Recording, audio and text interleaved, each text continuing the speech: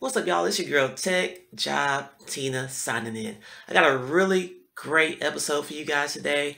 I'm going to show you the interview that broke me into tech. All right, so this is what you're about to see. You're going to see 3 rounds of interviews that I had to do to get on with this one company. Now, for those of you that don't know, when you're trying to get into the tech industry, it is standard to have at least 3 rounds of interviews. Some companies have 4 rounds, some companies have 5 rounds. And I know you may be thinking, good God, that's a lot of interviews, but these jobs pay very, very well, right? And they want to make sure that if they're paying you the big bucks, that you are somebody that fits into the culture of their organization, that you are somebody that is coachable, that you are somebody that's going to put in the work, that you are somebody that's serious about getting on with their company. So with that said, I did 3 rounds of interviews. The first interview, which is standard, will be a phone screen with a technical recruiter.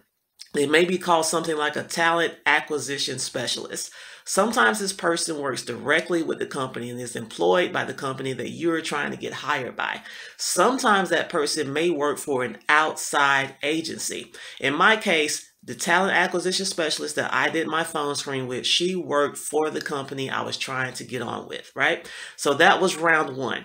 Round 2, I had an interview with the hiring manager. This was the person that if I was to be hired, that person would be my boss, right? So sometimes you'll have a one-on-one interview for that second round interview. Sometimes it might be you with 2 other people. It could be you and a panel of people. It just depends on the company. Every company does it differently. So that was round 2, right? So for my third and final round, I had an interview with the director of sales, right? So typically for your third or your final interview, that interview would be with somebody that's higher up in the ranks. It could be a director, like what I did. It could be a vice president. It could even be an executive level person, depending on the company. So that's typically how that works, right? And what happens during these 3 rounds of interviews, that also varies from company to company.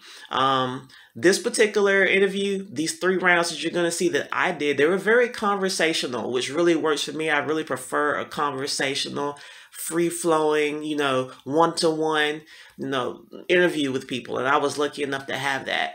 Most times that's what you're going to experience. There are industry-specific questions that are asked throughout the tech industry, and they're so industry specific and they're so industry standard. You can pull them on Google and you can prepare for the interview, which is what I did. I had a list of questions that are standardly asked. I was able to do all the prep work and really be good at my answers, which really helped me for these 3 rounds of interviews. So with that said, I'm not going to keep rambling on.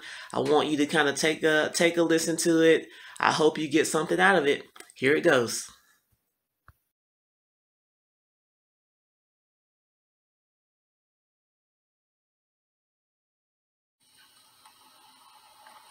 Good morning, Shannon. Hi, Tina. How are you today? I'm good. How about yourself? I am doing well. Thanks so much for picking up. Sorry, I was a minute late. It's still a good time for you. Absolutely. No problem at all. Awesome. Well, thanks so much for your interest in talking to me about this opportunity for run through the course careers for the SDR and have had a lot of success. And so that was really interesting to me to see that you've gone through that SDR course. And thanks for sharing my post as well. I saw that on LinkedIn, and it's funny because sometimes those things go through the feed really quickly and you can easily miss when someone has shared something if you get like 50 notifications sometimes. Absolutely. And so I did see it though, and I appreciate that. Oh, thank you. You're welcome. Hey, I'm always happy to help. I'm one of those people where, hey, if I see something that can help somebody else, I'm all over it. You know what I mean? So, yeah. I love it. For sure, for sure. And it's a great thing to see that because you're really in tune already with what we've got going on over at GCN and just trying to understand our business and how you might be able to fit into that. So to me, that's just a great indication of, like you said, just being someone who is helpful and willing to be a team player and collaborative and get things done. I think you're probably, you've got a lot of experience over the years. So really happy to get a chance to chat. Would love to hear, from you a little bit about about what you're currently doing, what you're looking for, kind of why you're on the market. But if you want to start from now and go backwards, or some people like to start from the beginning and bring me forward in their career, it's whatever works for you. Okay, well, we can start backwards and come forward. Perfect. Okay, Sometimes cool. it's easier. Yeah. Okay, good deal. Well, as you saw on my resume, I spent over 10 years working in customer service and sales supporting roles in the construction materials manufacturing sector, which is how I got to know you guys. And Awesome. my time there actually allowed me to build relationships with home builders and general contractors, architects, and all those types of people. And coincidentally, of course, our ideal customer profile is probably very similar, if not the same, to DCN's ICP. So Okay. I'm very comfortable in conversations with buyer personas within those ICPs. And I got to tell you, when I was there, I really enjoyed getting to know our customers, helping them solve problems. I had an opportunity to get to know a lot of great people in the industry. And from my experience, I could be biased, but I felt like the construction industry has some of the most down-to-earth, personable, easy to talk to personalities that I've ever encountered, and that really helped make my job like so much easier. And I really enjoyed coming to work because I'm going to work. I get to work with really great customers. You get to know them. You get to know their families. They bring their kids in. It was really cool. So I enjoyed that a whole lot. So when I saw that, you know them because I used to use them. And so I was familiar with the platform. I was the person that had to filter all the leads from Touch and send them to our architectural sales team and the commercial sales team. So I was like, okay, I know the product. I know the industry. I was like, I'm looking to get in sales. This is perfect. Let me apply. So that's what brought me here, you know. So that's that position. So yeah, it's really cool. It's almost a full circle moment. You know what I mean? Absolutely. Well, I'd love to hear that. It's so great that you've had a chance to use the tool. And I think I've been here for just 3 months, and I've been recruiting in software, but I would agree with you that the commercial space, the commercial construction space, I would say, is really down to earth. Like, really just genuine down to earth people that don't necessarily, there's something to be said sometimes with the tech industry, and I think that the commercial construction space or the construction space balances it out, maybe, for lack of a better way to put it. Absolutely.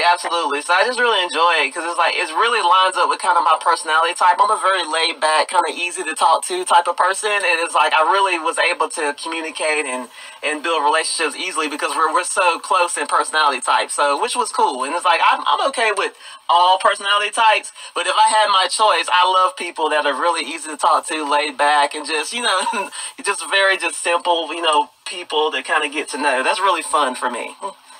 So yeah, that's pretty cool. Yeah. So tell me, Shannon, what brought you to Deep Like from the inside?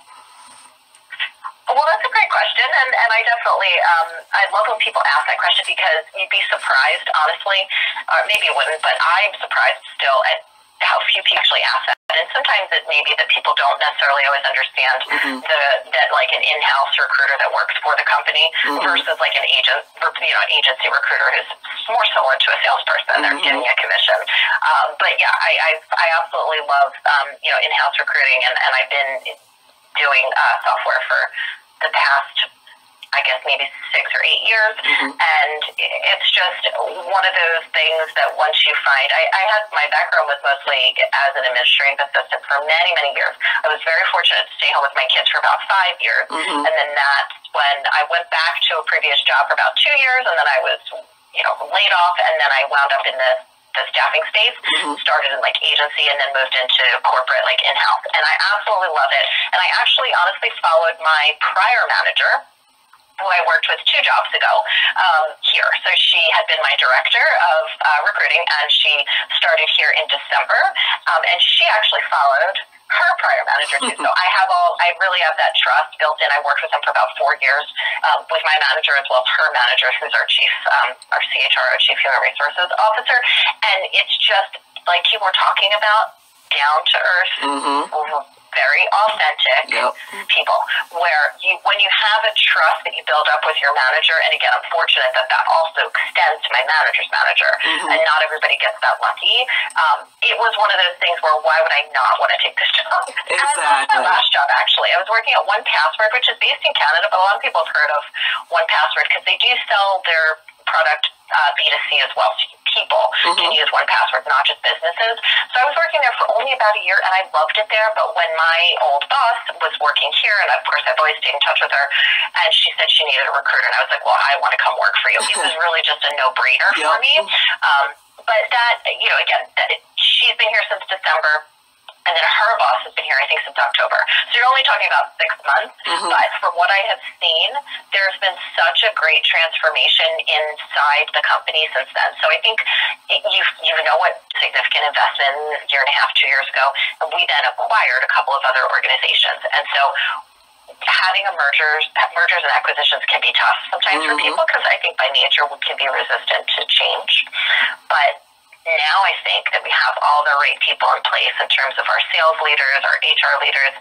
The morale is really great, and people are excited about coming to work every day. I am. Hopefully you can hear it in my voice that this is a great place to be. I really do love it, and it really always comes down to the people for me as the recruiter. I think for you in sales, it comes down to the people, but then also the product, that you've got to believe in what you're trying to sell, or your prospect will pick up. I mean, a savvy prospect will pick up on whether or not you actually care about the tool, or you're just trying to sell something, and I think it really comes through for you that you want to be authentic and you want to believe in what your product is. Absolutely. So I mean, that's important. Answered your question. It sounded, as I was talking, it got a little long-winded, but I wanted to give you a genuine response because I appreciate you on a human level, that I want you to be excited about it too if we move forward. Yeah, absolutely, absolutely. It says a lot about your managers, both of them, that you love them enough to actually want to come over. So that's actually a good testament to their leadership. So I definitely appreciate that. That says a lot. Yeah, for sure. And there's great leaders on this team. Right. So the person that you would potentially report to if we moved forward, his name is Kevin. So our SDRs, we've got about 24, so it's split. I don't know if Kevin has 12 or exactly how that works, but his goal and his focus is to turn SDRs into account execs. Like, that is what we want to do. We want to have people come in, do the SDR role, right? You're just kind of smiling and dialing. You're making, say, 80 calls a day, whatever that is. And then maybe this is, year and a half, 2 years. And then as soon as we get an account exec role open, we want to be able to promote people into that next level so you can make more money. I like to hear that because AE is definitely the direction I want to go in. So to hear you kind of break that down, and that's really the mission, to really, turn your SDRs into account execs, that tells me that you guys care about career growth, and that's really important to me. So I like to hear that. Absolutely, and I've promoted, I haven't, I've been part of promoting 3 SDRs into an AE role, which is why we have a couple of these roles open. So we had 4. I have just filled 2. So I really only have 1 slot left because the other one we're targeting West Coast. So we really have 1 SDR role open currently right now. And again, that's a backfill for someone that we promoted, which is always great to hear. Oh, that's awesome. So tenure-wise, would you say, I read something that said the average tenure for an employee at, I think it said was 3.7 years. Would you say that was kind of accurate? It's interesting because that may be reflective of a couple of different things. Right. We've got a lot of, which we acquired.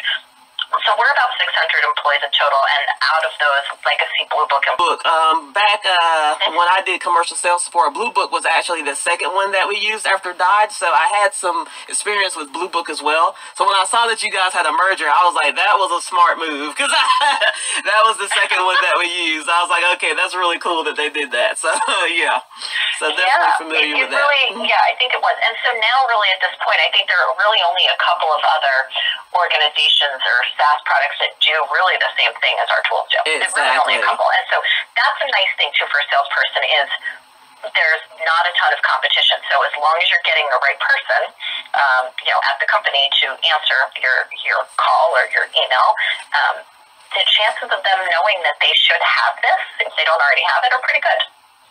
Fantastic. Well, I like everything that I hear. Like I said, I know the product.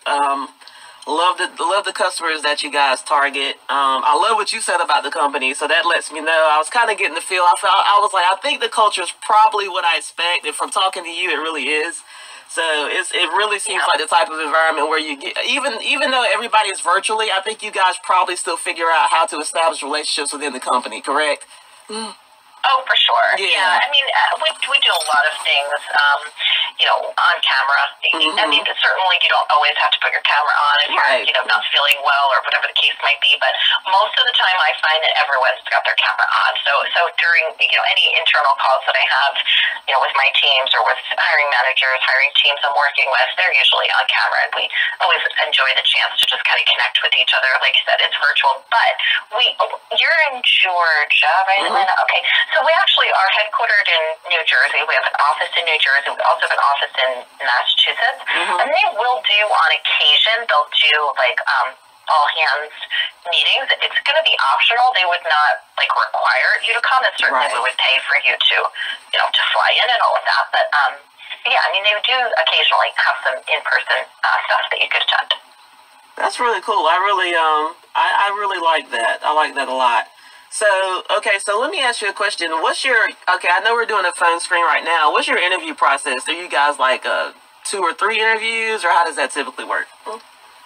Oh, it's really quick. So after chatting with me, we can schedule you to chat with Kevin and Mark. And Kevin's the person that you would report to if you came on board. They will both probably want to meet with you virtually, via webcam, if you can do that, for 30 minutes. So I would just plan to set aside 1 hour back to back. It's a lot easier to just schedule it that way. And then they may take a couple days or a week or so to make a decision, but that's it. So there's not a bunch of hoops to jump through. It's a pretty simple process. Kevin is always really looking for some relevant experience, which you have, and even for people that may not have that, then it's that coachability and just that, does he feel he can train this person to be successful and set them up for success, on his team to obviously help him meet his goals as a team, but can he help, this person that's going to grow into a sales professional? And you have a lot of sales experience already, so I definitely feel good about that. But yeah, it's a pretty simple interview process. Okay, fantastic. And then also, I started with my past. I'll keep moving into the forward, how I got to today. So after my construction material manufacturing days, when I left there, I was last promoted to location manager. And as you know, we were just talking about mergers. Boral Brick had a merger, and they became Meridian Brick. So when you have mergers, there's a lot of shakeup. So as a result, my position was phased out during that merger. And I had been there for 13 years, right? Had been all over the company. I was the person that said, look, wherever you need me to go, I'll go. I'll cross-train. I don't care. If you need me to help you, I'll do it. And so that allowed me to work in so many different offices, be on so many different teams. It was really fun. And so I ended as a location manager over a location I had been at for, I think, about maybe 5 years or so. And when they had the merger, the new manager that came in from the other company, he was kind of moving some things around, and they said, hey, we're going to phase your position out. They gave me 2 choices. They said, you can take the severance package, or we can put you back in customer service. And so I felt like that was my opportunity to go ahead and start a new chapter. So I opted for the severance, and I went on, and I said, okay, it's time for me to do something different. And so when I did that, I wound up helping my husband with his construction company. He needed some help with his projects. So I said, well, let me do some project management with him. That'll help him, get everything straightened out until I figure out what direction I want to go with my own career. I said, I'd help him for 2 years. I told him, I said, okay, I'm going to help you for 2 years. We're going to get it all straight, and then I'm going to go back into the workforce. So we agreed. Well, of course, 2020, we know what happened, right? Yeah, so when... We know. Exactly. We'll never forget, right? Never. So when that happened, I said, okay, let me just sit in one place for a while so I can figure out what is going on with the world and the economy right now. So I was like, maybe now's not a good time for me to jump out there. So I spent more time just continuing to project manage with his company. And so I decided along the way, after doing research and thinking about what my past experience was, I said, you know what, Tina, I work hard. I'm the person that's willing to come in early and stay late. And I said, if I'm willing to put in all this hard work, I would really like a career that rewards me for that. You know what I mean? So I said, I'm going to get into sales. I've been doing sales. Let me officially get into sales. And so then I started doing my research, and I came across software sales and tech sales and all this stuff. And I was always the type of person that when you think of tech sales, most people think, oh, I got to be super techie or whatever it is, right? So I kind of didn't really go that route until I was on YouTube watching a particular video, and they were talking about tech sales, and that brought me to course careers. And so I went down the rabbit hole on that, and I said, I can totally do this. So I signed up for the course careers boot camp. I went through the course material pretty quickly. I took the final exam, got a really good grade on it, and I really feel good about it. So yeah, so I am ready to go. That gave me all the confirmation I needed. So that's what brought me here to where I am right now. Awesome. Well, I mean, I'd love to hear that. It's so nice that that they offered you that severance package or the other option, but it sounds like it was a really good point in your life, like you said, after having been there, I think you said like 13 years, so maybe it was just time for a change. And then, we can't always predict the future. We don't have that crystal ball, and the powers that be and Mother Nature and all of these things have other ideas for us sometimes. Absolutely. So like 2020 happened, and so now here you are. But I think that sounds like you really are tenacious. You are, really smart, and you do your research. And of course, that being a project manager entails a lot of really important pieces too that I could touch on. But I think, just understanding, okay, where I want to do software sales, because I think if you're going to sell something, software sales and pharmaceutical sales are the most lucrative. So like you said that, you decided, hey, let me officially do this. And then kind of when you say like be rewarded for your hard work, it's almost like controlling your own destiny. There's not a ton of jobs where, you can decide.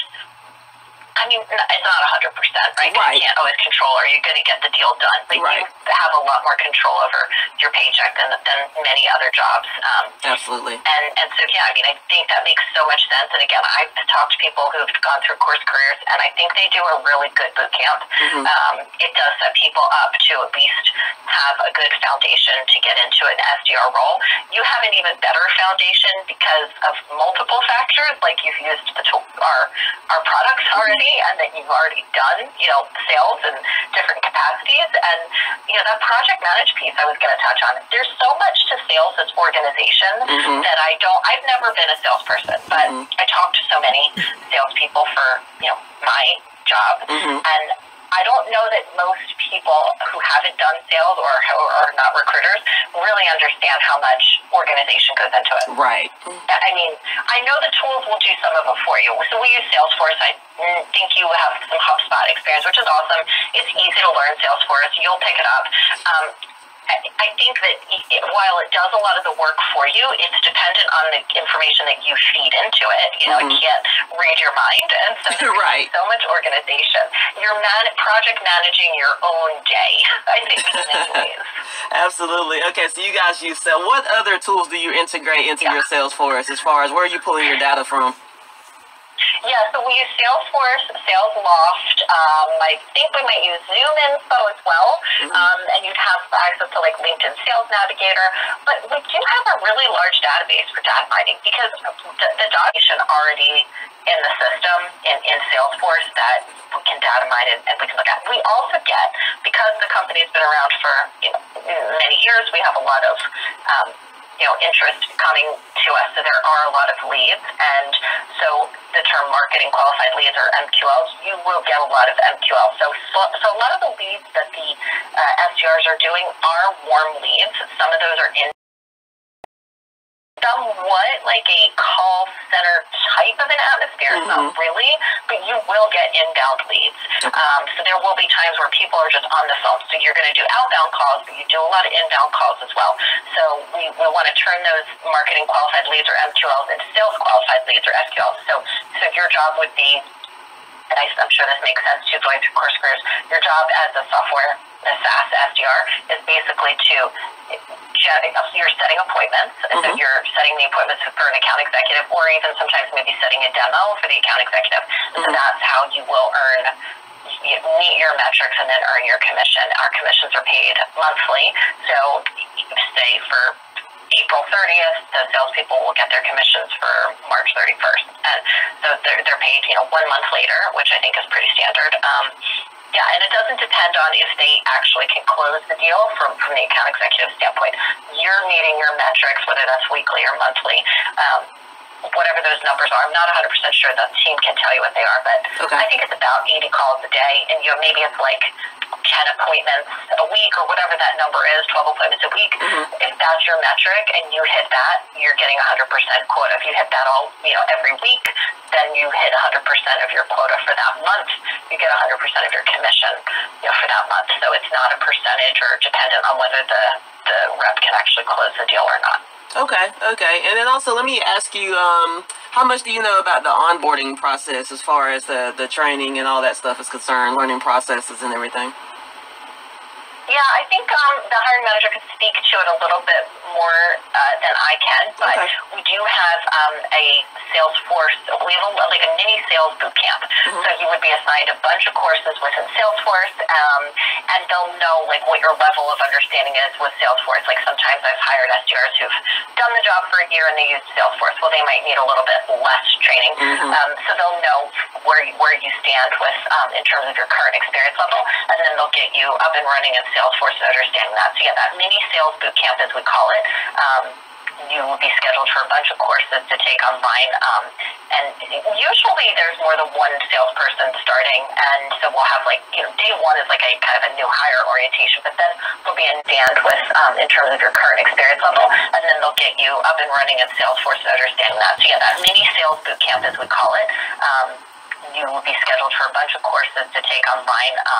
And usually there's more than one salesperson starting, and so we'll have day one is like a kind of a new hire orientation, but then there'll be another new hire training for sales. So that might not necessarily be day one or day two. It might be the following week, because maybe there's 3 salespeople versus just that one. Maybe the only one starting that week, they might wait a week or two until they have more people so they can go through it together. And I think that can be nice, because then you have a peer who is in the same exact spot as you. Exactly. And I do have 2 people, hopefully, who are going to start on May 8th. So we'll get through the interview process quickly. And I do want to make sure of what your timeline is. But if we can get through the interview process quickly and they decide to move forward, we could potentially start someone on May 8th. It's a little ambitious, but we could maybe get there. Do you have a specific timeline in mind?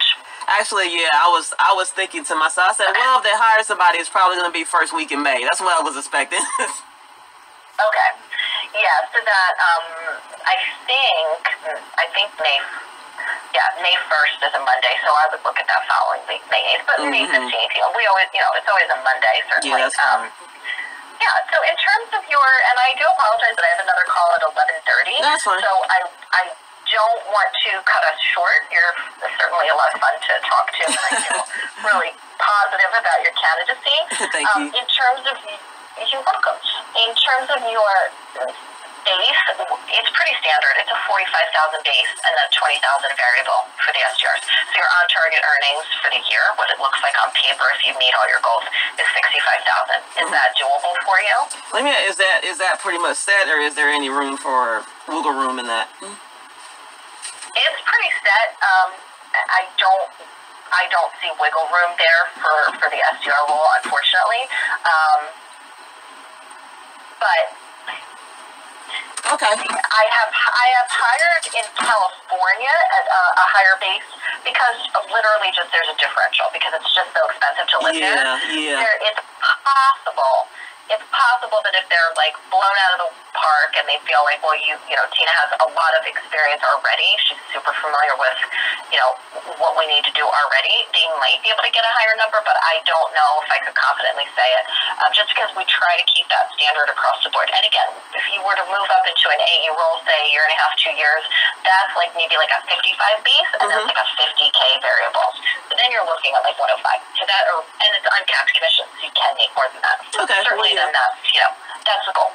There's a couple of other avenues too. We have like customer success, which you'd be really good at, which is really kind of sales as well. It's kind of like renewals instead of like hunting net new logos. There are a couple of other avenues too that you could certainly potentially go into, down the road that I think you'd be really qualified for. Okay, well, yeah, that the number doesn't totally turn me off. I was like, well, let me just ask. She might say, yeah, there may be some wiggle room, But yeah, I really I like the company and everything, and the commission is uncapped. So like you said, it's really up to me. If I want to blow past that 65 OTE, then I just gotta put in the work. You know what I mean, and do that. So yeah, that's fine. I'm totally okay with that. So okay, I know you gotta go. So what would be next steps from here when we get off the phone? Yeah, if you have your calendar in front of you by chance, I can pull up the team's calendar and schedule something. They could do something tomorrow or Friday if you're available. Although tomorrow I've got limited availability, I would say early, 9:30 and 10, or Friday a little bit more flexibility, 9:30, 10, 10:30, maybe 2:30. Do any of those times work? Yeah, let's do. Can we do Friday at 2:30? Sure. So 2:30 and 3, if that works. So it'll be 2 different people that you'll talk to. It's just one calendar invite that I'll send you. So you'll speak with both Kevin and Mark. One of them at 2:30, one of them at 3. If you can meet with them via webcam, that would be awesome. So they feel like they're meeting you. And yeah, I definitely will look forward to hearing your feedback. You have so much positive energy. Thank you. You just are so fun to talk to. I appreciate you bringing that, again, really tenacious, really smart in terms of, it's just definitely the way you present yourself. I think that they'll be impressed. And certainly, again, I think there are some other roles that we could consider too, like the customer success or something, which is a little bit more like customer service. Again, let's see how that goes with Kevin and Mark on Friday, and then we'll go from there. Fantastic. What's Mark's last name? Okay, I think I follow him on LinkedIn. Actually, I might be connected to him. I know I definitely follow him. Okay, cool. Okay, and then it's Kevin Ewan. Fantastic. Okay, I got it. Well, thank you, Shannon, and I really enjoyed talking to you as well. So yeah, awesome interview here.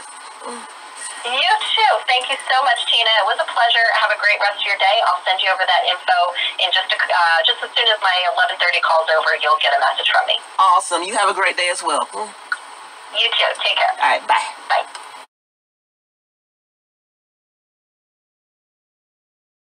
How are you? Hey, I'm good. How are you?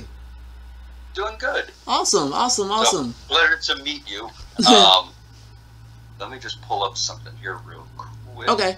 And we are good to go. All right. All right, perfect. So just to introduce myself, my name's Kevin. I'm one of the managers of our SDR team. I actually just moved over to this team about 4 months ago, right at the beginning of the year. So before that, I was the manager for our customer success side, so dealing with customer retention, that type of stuff. And then prior to that, I actually did sales and prospecting myself for 7 years. Cool. So a lot of experience just with construction, sales, and just all that type of stuff. Yeah.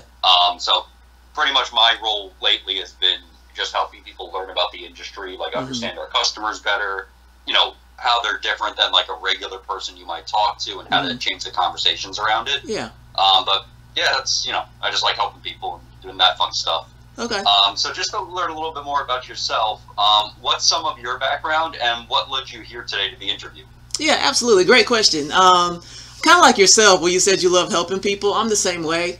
How I got into the construction industry, I actually spent 10 years working in construction materials at a manufacturing place. It was called Boral Building Products. They're based out of Australia. So I was there for over 10 years working customer service and sales supporting roles. So being in that position, it really opened me up to the construction industry. And while I was there, I was able to build really good relationships with the home builders, general contractors, architects, interior designers, and homeowners. So it's kind of funny because when I think about what our ideal customer profile was back then, is very similar, if not the same, to what these book. And I know that's what side you came from doing the merger. Yeah. So I thought it was awesome that I saw the role that you guys are hiring for, and the first thing I said was, oh man, I know this company right here. I used to use them because I did sales support for the commercial sales team, and part of my job was to go into Dodge. That is like use the product. Yeah. Is you understand from a customer standpoint, like the time saved, the actual like data and the contact information, and like realistically how to make money off of it right at the end of the day. Absolutely. So it's like one of those nice things. Like literally the only difference between the people you've interacted with and our typical interactions is we just don't deal with residential homeowners. That's right. Right. Architects, supplier, manufacturer relationship, the subcontractors, all that type of stuff we interact with. Is just obviously not the residential stuff. Yeah. But it's cool that you just, you know, one, you understand that like, hey, there's value out of this stuff. But two, you're actually able to like relate it back to a direct example of like, hey, like, I understand you're hesitant. I've used this stuff for 10 years. Right. There's a lot of like validity to be like, hey, I was a customer and now I'm here. Like it's definitely an interesting story, especially for those people that are super hesitant to try something. And I'm sure you've encountered the people that are very stuck in their ways of, well, I've been writing my projects on a Post-it note for yeah. yeah. So it's totally. A lot of that stuff too. Okay. Awesome. And then in terms of your role, was it at Balar? B-A-L-A-R? B-O-R-A-L. B-O-R-A-L, okay.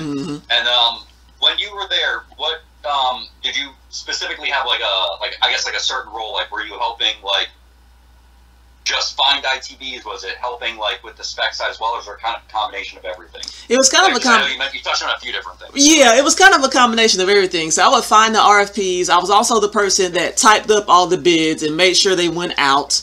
I did that as well. So I was also the person that there would be days where I would actually go meet the architects. Like the salespeople would call me and they'll say, hey, can you take this sample over to this architect's office? I can't get to it today. I'll buy you lunch if you do it. Right? So no problem. So I go over there with my little samples and drop them off. So it was like, I was the person that whatever you need me to do, I'll do it. You want me to hop in here and pull this spec sheet for you? Okay, I'm in the specs, pulling out spec sheets, you know. So I'm doing whatever I need to do to kind of help. So my role was very, very diverse. I did a lot of different things in that role, for sure. Okay, perfect.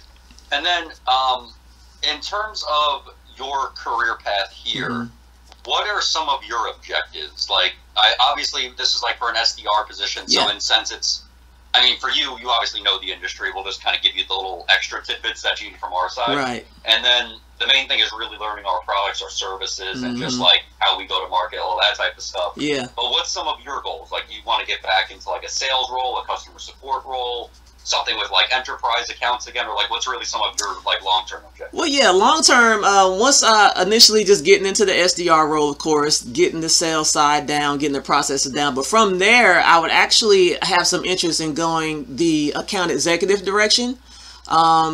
As well. And also, I don't totally take off the radar customer success either, because I do realize I'm really good with customers. So it may be one of those things where, hey, I may have to decide, do I want to go the AE route? Do I want to do customer success? Because I actually see myself being able to do either role. So that'll definitely be something I have to look at. But initially right now, I'm looking at going from SDR to AE and then figuring it out from there. Like, okay, where do I fit after this AE thing? You know, so I'm really versatile. I'm open. I'm flexible. You know. Okay, perfect. And the nice thing too is this role is really designed around that. Yeah. It's, you know, you obviously like get results and everything for us, and then like we help get you into that spot. And the way that we've worked, we're actually filling spots now from people that we just promoted to AE. Oh, cool. So we had 3 people just recently go at the beginning of March, actually the beginning of April. To AE roles, so we're filling those spots again. But the nice thing is, like, what I think would actually be really cool for you is our account management team. It's kind of like almost like a hybrid, but it's like customer success, but with a lot of more upselling potential. Gotcha. That's basically what it is. Okay. So it's like kind of like the nice thing, like, you know, you get to like host events, like that type of stuff. So that might be something more in line with you, because it's kind of like the nice combination of both. Right. Giving up like specifically dealing with customers and only dealing with new logo stuff. But yeah. It's kind of like the nice balance where you can prospect and have a customer in the same room with you. Oh, that is kind of cool. So that might be a potential thing for you too. For sure. But yeah, we basically want to help get you to those types of spots, and like the AE customer or the I was an AE prior to becoming the manager for customer success.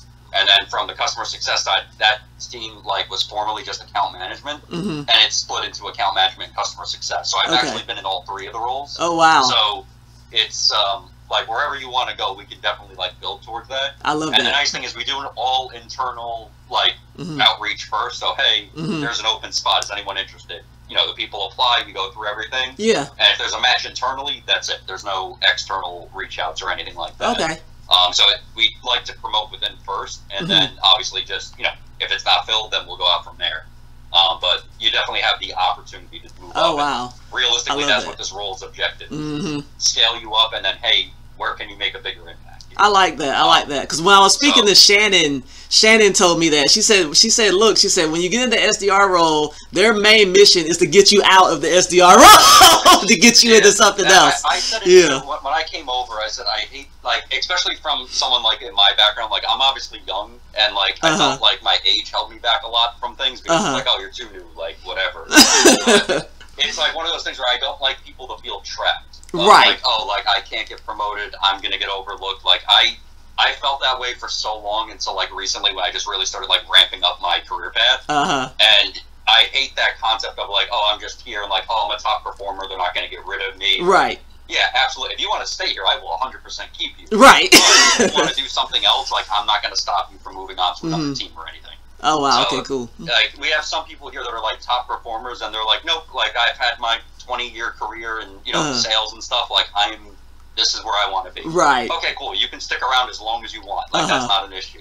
That's and awesome. then there's others that are like, hey, it's been, you know, it's been 2 years, like, can I move to another role? It's like, yeah, okay, let's, like, I just started training somebody, like, I switched over. I was like, hey, I know you told me, like, months ago you wanted to be an AE. So when I came over here in January, we did 3 straight months of just training him to be an AE, and then he got the job. Oh, wow, that's so awesome. Like, that's what I like doing, is like, okay, like, I don't want you to feel trapped here, and go do something better. That's awesome. I like definitely that. Good that way. Honestly, you answered a lot of my questions. That, I mean, my interview process is super but it's you definitely answered a lot of them with, like, your initial thing there. Yeah. The one thing is, have you worked remote before, or what's your experience with working remote? When I was working at Boral Building Products, once I got into management, they gave me a laptop, and it was kind of up to me. If I wanted to come into the office, I could, or if I wanted to work at home, they didn't really care. I spent most of my days in the office, but it was always open. I could have worked from home if I wanted to. Okay. Yeah. And so our company is basically, like, fully remote. We occasionally have, like, office meetups. Usually, like, once a quarter, and, like, even then it's not, like, the December one, because that's obviously, like, holiday season. So realistically, it's probably, like, June and September would be, like, the only company meetups, and the headquarters currently is in New Jersey, because it's Dodge's old headquarters that we're using. Yep. So basically, that would be the only in-person thing. I guess, like, the main question I have is, like, do you have an environment at home where, like, you have a setup to work, and, like, you can, like, separate yourself from the day and, like, not have distractions and stuff like that? Yeah, totally. I already have my own office in the house. It's, like, strictly my own office, so yeah, that wouldn't be a problem at all. Perfect. Yeah, I know for some people I've talked to, it's like, oh, like, this is my first job doing remote. I was like, oh, okay, great. Do you have, like, kids and stuff? They're like, yeah. I was like, okay, this is going to be really tough for you. It's like, you're going to have kids walking in. Exactly. You're going to say, oh, Dad's home. It's 10 a.m. Exactly. Like, working. It's funny. You have to, like, understand the boundaries of that stuff. Or, it's like, funny. you know, especially for the younger people, like, friends just coming over. Yeah. Like, oh, I'm home. You're home. Right. It's funny because I ran across somebody, they work out from home, and they made their office inside a closet. So it was like, whatever you got to do, right? Yeah, that's adapting for sure. Right. The nice thing is, too, like, I'm very flexible on this type of stuff. Like, as long as you're focused and working and, like, productive, I legitimately do not care where you work. Like, if you have a pool and you're sitting outside of the pool in the summer, cool, go do that. Yeah. If you're at, you know, a friend's house, like, I have a friend that has a house up in Vermont. All 4 of us working at 4 different companies went there and worked remote for a week when, like, COVID initially started. Yeah. And I was like, this is fantastic. This is, like, the best of, like, it's an office environment of people you like. Yeah. And then you also have, like, you know, the fun time that you could just immediately go to after and stuff. So it's like, it was interesting, but, like, I'm a very big fan of, like, it's nice to mix it up. So, like, don't think, like, you're just confined to, like, your desk and everything. Like, you take your laptop to the pool, or, hey, I'm going on vacation. Like, let me bring it to the hotel and work, and then, you know, I can have that day right after, just close it and go outside type of thing. I love that. I love that. Flexibility with that, which is super nice. Yeah, that's awesome. I was going to ask you, and you kind of answered my question. I was going to say, Kevin, what's your management style? But I think you kind of answered it right then. You're like, I'm laid back, just do your work. Yes, that's basically what it is. My whole thing is really, I want to make people better. Yeah. And as long as there's like an equal level of respect of like you're doing your job, you're getting results and everything like that, like then I'm a lot more flexible. I'm like, hey, like I need to go, like, you know, I have to go to my daughter's graduation next week. Like, okay, cool, go have fun. Right. Someone literally asked me the other day, it's like, hey, I know I used a lot of PTO, but like my son's graduation's coming up. It's like, you don't even need to talk, just go. Just go.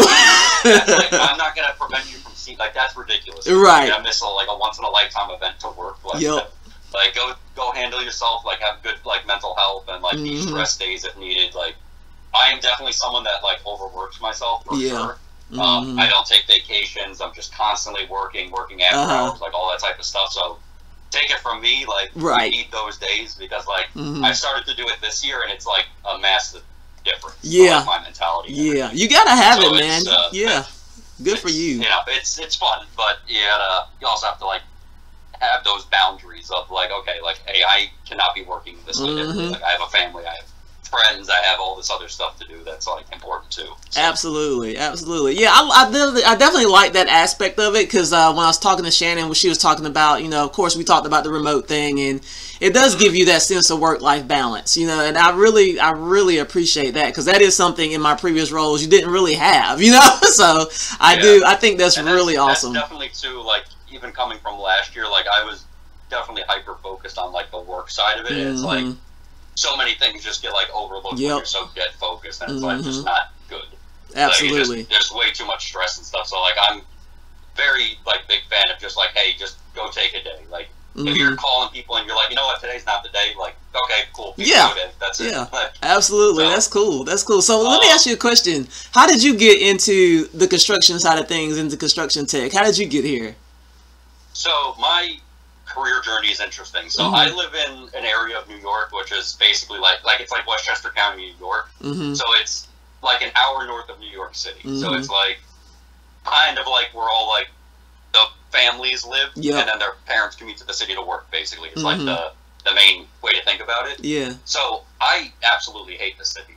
Like, I hate being around like crowds of people. Like I very much just like my group and like do stuff that way. Yeah. So I was like, well, when I was 17, I ran a company till I was like 20 till I was 20. And then after that, I was like, okay, I need like a stable job and like income that doesn't fluctuate like on a daily basis. So I looked and I was like, okay, there's nothing around me that's like corporate. Everything's in New York City, which makes sense. Well, so there was one place around me that my dad found because he drove up randomly to see what was up this road. He's like, oh, there's a whole company up here. And then he found out it's called The Blue a few months later, and then, you know, started working there. And then I really just started to like the industry and stuff. Like, I very much dive into whatever I'm doing as like a passion project. So I started learning everything about it, how I can have better talk tracks, like what people, you know, the ins and outs of everything. And I just started to really like it. And then as I started to get more and more into different roles, it just expanded from there of like, okay, I know what subcontractors need. And then I worked on our GC side and getting projects into our system. Then I worked with architects and how they can, you know, get better spec rates and all that type of stuff. Then I worked with manufacturers, selling them to get architects to specify them and like all the other stuff. I just went full circle, like chaining everything together. So now I have a really clean flow of like who cares about who, the weird connections that exist in the industry, like who submits their bids to what guy to send up, like all of that type of stuff. I was just like, this is fun. Like, it's, to me, it's like, it's not a boring industry. It's like, that's what's so fun. There's so much like merit to it. And, like, you can talk to 5 different roofing guys and they all do 5 different things. So it's like, that's what's like fun to me is like you're kind of like problem solving like every single phone call. And I think that's what kept me motivated was like, I never felt bored and repetitive of like, oh, you're an electrical guy. Okay, so you do this and that. It's like, okay, you're an electrical guy. You tell me what you focus on. And then, like, let's keep building from there. But, yeah, that was literally my career path was I just did not want to commute to the city. And it makes sense. I never thought I would be in construction or anything. But my brother worked for Port Morris Marble at the time. So he was doing, like, all the marble for, like, Yankee Stadium, Shea Stadium, like, major, like, Tom Brady's house, like, things like that he was doing. So that was really the only insight I had to the industry was that, but I mean, it ended up working out because, I mean, this is a lot more fun than a lot of the other stuff I thought I would be doing. So. Absolutely, man. Absolutely. Well, it's funny because I before I got on the interview with you guys, I did some digging. So I touched base with Kendrick Evans.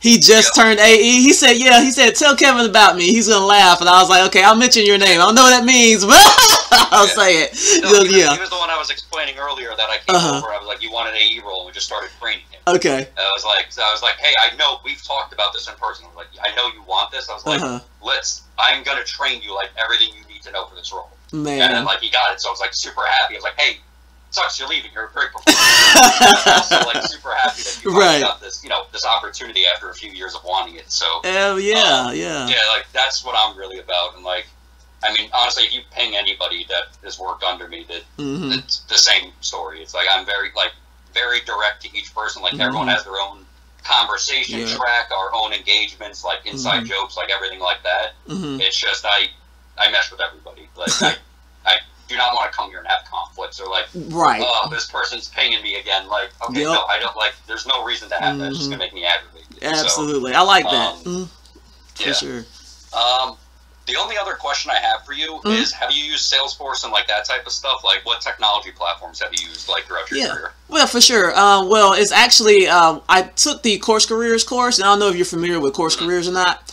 So technology sales school. I took that, and they're really big on advocating don't wait until you start your job to do the job type of thing. So what I did was I signed up for HubSpot and I used it for my interview outreach, and I was able to figure out how to get it to integrate with some data software. So I got HubSpot up and working. I've been putting contacts in it. I integrated it with Apollo and Seamless AI just to kind of see how it worked. And then I also did the same thing for Salesforce. So I went in there, I opened an account for Salesforce so I could just start kind of looking at it. And I'm the type of person I'll get in there, I just click stuff until I figure it out. And so that's kind of what I did. So I was like, okay, I could totally figure out how to work these. Back when I worked at Boral Building Products, they had like an old school CRM. It was called Acts and stuff like that. So it's helpful. Okay. I mean, the way we use Salesforce, especially on our team, is super straightforward anyways. So it's not, I mean, it's not even a deal breaker if anything. Okay. So it's just more like just seeing if you had it because you've had, curious as like, I know Blue Book had its own CRM system that like we developed in-house. And like coming over to Salesforce initially, I was like, wow, this is garbage. Why don't we just do it? And like, as I actually seen what Salesforce could do, I was like, oh, actually, no, this makes 100% sense why we did this. So it's everything. Yeah, is there anything like in my background or anything that we talked about today that would give you like any hesitation about me moving forward in the interview process? No, not really. Okay. Everything was fine. I thought your answers were great. Your background is definitely interesting to see that you came from like a, basically a manufacturer and like did all these different types of roles like from their perspective. Because odds are I probably have reached out to you at some point or someone from your company because that was my job for 2 years was like developing Blue Book's like manufacturer outreach to like pitch things to. I'm sure. So I was like, this is interesting. It was actually like right when COVID started. We literally launched that team, and then COVID started the next month, and I was like, wow, that was bad timing. Right. Like, all these places are shut down. Oh, man. Now I have 6 months to contact people when they actually can answer an email. Right, exactly. The main thing I ran into was like, hey, we don't know when we're going to open up to actually meet this stuff. Right. But it was definitely insightful that way. But wow. No, I thought, everything is fine that way. Okay. Seeing your objectives and everything too about where you want to go is great.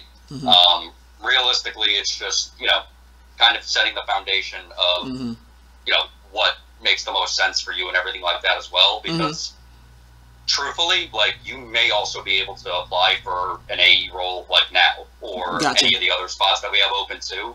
So as a backup, you can always explore that stuff too because I think your background is enough credibility to kind of jump over there. Oh, thank you. But I do think this is definitely the best way to start. Yeah. And the reason I say that is because this is exactly how I started my career on Blue Book is by doing this side of it. And the conversations of like me and all of my teammates which are still employed and like our whole team has stuck together from when I joined Blue Book back in like 2015 or whatever it was till now. Our original team is all still here. Oh man, that's cool. This is what we learned is how to talk to the products and everything. So when they all went to the actual sales side, it's like second nature to be able to, one, prospect them, but then two, convert that into like a full sale and like, you know, the traction and everything.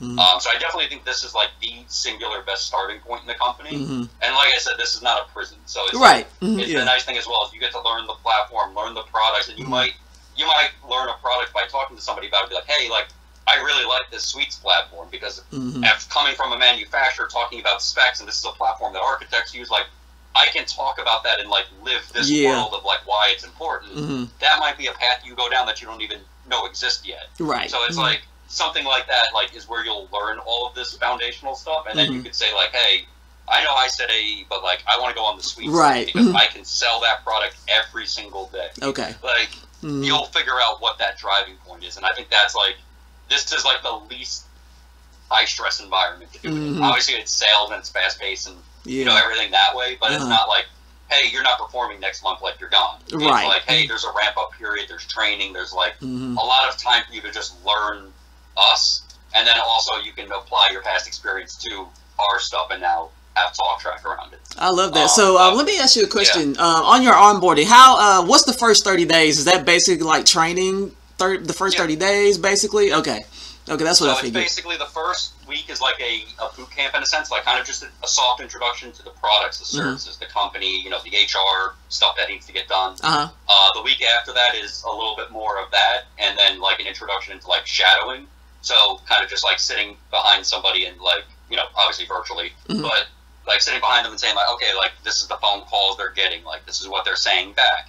Okay, they have a person who's interested. What process did they do? What screens did they click on? What screens did they have up? Like, you know, what emails are they sending out? Like, just like the general, like just kind of like watch from afar and say like, hey, this is like a day-to-day thing, and this is how 5 different people do it. And hey, I like what that person did with these. Oh, I like the way they organize their emails. I thought this was cool to have all this stuff bookmarked. Like, you'll learn, you know, different good habits from everybody and kind of make your own system. And then pretty much the week after that, it would be a little bit more shadowing. And if you're comfortable, giving you some like older leads to call just to, you know, kind of like warm up the speaking voice in a sense. And then after that, what we have people on right now is basically just giving you like a full week of like, hey, here's a bunch of leads that were never contacted from like, you know, a few months ago or whatever. Call them, see if you can get interest, just, you know, engage with the customers, like learn the talk tracks, like learn where you struggle, and like we'll just keep doing like trainings to interject on that. And then after that, it's basically like, if you're comfortable, like you can pretty much go live. And start, you know, getting like real time, like inbound phone calls, like that type of stuff. But we kind of take it out on like an as need basis. Someone like you with construction background, like it might be a little bit easier. One of the newer people that just started was a subcontractor themselves, so they understand the construction industry. He's like, always like, oh, I'm going to talk to these people like I talk to anybody in the field. It's like, yes, absolutely do that. Like, they don't want to talk to somebody that's in a tuxedo. They don't. They want the guy that's like in dirty overalls. Talk to them. Like that's what they want. So it's like, and like I said, there's so many people have different approaches to this. So like, some people are super professional and have a lot of success. Some people are super like just ground level, like it's a guy you ran into at a bar and just had a conversation like level, still have success. So there's multiple ways you can approach it, and I don't like to create robots. So you take what works for you. If you need help on something, cool, here's a bunch of things. And if you really want a guideline, cool, here's something you can do. But basically make it your own. And I think that's the way that people are going to be most successful, is you come to work and you're yourself, and not like trying to put on a persona that doesn't exist. I love that. I love that. I really do. I gotta right after I get off with you, I'm about to get on with Mark. Yes. So is Mark as cool as you are? Yes, he's cool. He's ran this team the entire time. Yeah. So this is basically like his baby in a sense. But this team is honestly like, what he's built here is incredible. Like with some of the other stuff, like I had to deal with of just like inheriting teams and like what happened here. Like when I came over here, I was like, wow, this is solid. Like this is like a well-built team. Like people get along. Like people are interactive. Like everything like that. So like I think he's done an incredible job getting this team to where it is. And like literally the only trajectory I've seen from this team is like up. It's just constantly from day one till like now. It's just constantly been trending upwards. So that's what we want to just keep continuing. And like we complement each other very well. Like he's very technical and like Salesforce and like the phone system, like all that stuff he handles. Mm-hmm. And I'm just like, hey, I will take all the training off you. Like, right. Anyone that needs to know product stuff or project stuff or how to talk to a subcontractor, what a GC cares about, why this manufacturer is saying they want this and they've never heard about it before, like, I'll handle all that stuff off your plate. Like, right. You keep doing this side, I'll do this side, and like together it's like fantastic. Fantastic, Yeah, awesome. he's definitely a very good person as well, which is nice. So it's like, cool. There's no like bad cop, good cop type thing. Fantastic, two fantastic. People, like that just have different like kind of directions, but like it's all like we collaborate extremely well together. So. Oh, that's good to know. That's good to know. Well, good. I'm looking forward to this call, man. I'm about to jump on with him and go from there. Perfect, but yeah. Definitely, it was a pleasure speaking with you, Tina. Same here. I hope you have a great weekend and everything. You too. And if you need anything, just let us know. Okay, I will. Thank you, Kevin. Thank you. All right, bye. Bye.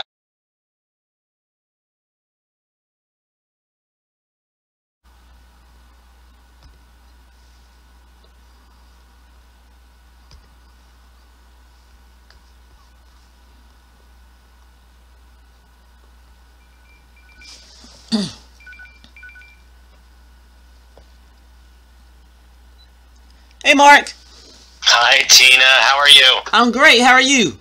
I'm good. I'm so sorry. Like, I hit admit to let you into the Teams channel, and then my internet went down. Oh, gosh. I called Kevin, and of course, he had already, like, logged off with you, so I was like, oh, let me check her resume if her phone number's there. So I apologize. I have no internet, but the phone is still good. Awesome. I have your resume up, and we can just do it this way if you're okay. Yeah, totally. I'm totally okay, man. How's your Friday going? Oh, man, it's almost over. It'll be a lot better when we get closer to 6 o'clock. I hear you. It's funny because I was talking to Kevin and I was running like a couple minutes late. I was like, oh crap, 'cause we were having a good conversation and we were actually talking about you. And he was talking about how awesome you've been for the team, and he was talking to me about how you're kind of more techie about the Salesforce and everything. So because I was asking him, I was like, tell me about Mark. I'm about to start talking to him.